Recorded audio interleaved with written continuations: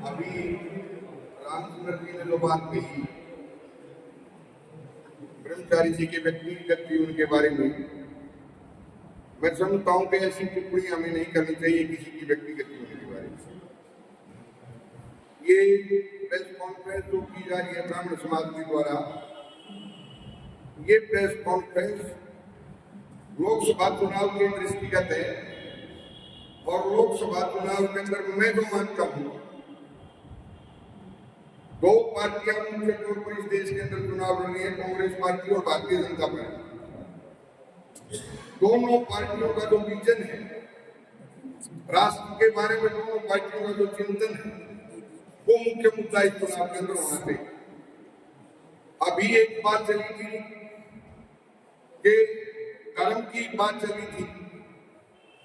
मैं पत्रकार सलाहकार साथियों से क्षमा चाहूंगा इस बात की, क्या इस देश के मुसलमान भारतीय जनता पार्टी को वोट नहीं दे रही है?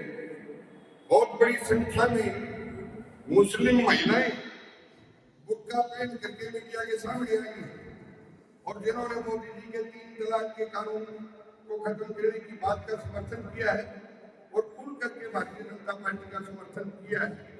मीडिया के सामने मैंने खुद देखा, मीडिया के टीवी के ऊपर बहुत सारी मुस्लिम महिलाएं आई। ये चुनाव कोई धर्म का चुनाव नहीं है, ये चुनाव वास्तव में इस देश के भविष्य का चुनाव है। देखिए, जीत का बेटा आज तक कांग्रेस पार्टी को दिखाई नहीं दिया। चुनाव तो 1952 से हो रहे हैं। सतपाल ब्रह्मचारी जी 2 बार हरिद्वार से कांग्रेस पार्टी के टिकट पर विधायक का चुनाव लड़ चुके हैं विधानसभा का, और दोनों बार उनको वहां शिकस्त मिली और मतदाता भी वही के हैं।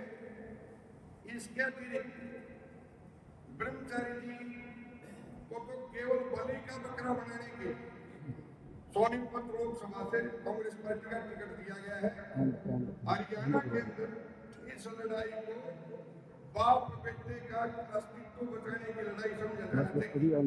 भूपेंद्र सिंह हुड्डा अपने बेटे की ताजपोशी के लिए सतपाल ब्रह्मचारी को इसलिए चुनाव मैदान में लेकर के आया कि शायद पिछली बार की हार का बदला वो चुका पाए, लेकिन ये उसकी बहुत बड़ी भूल है।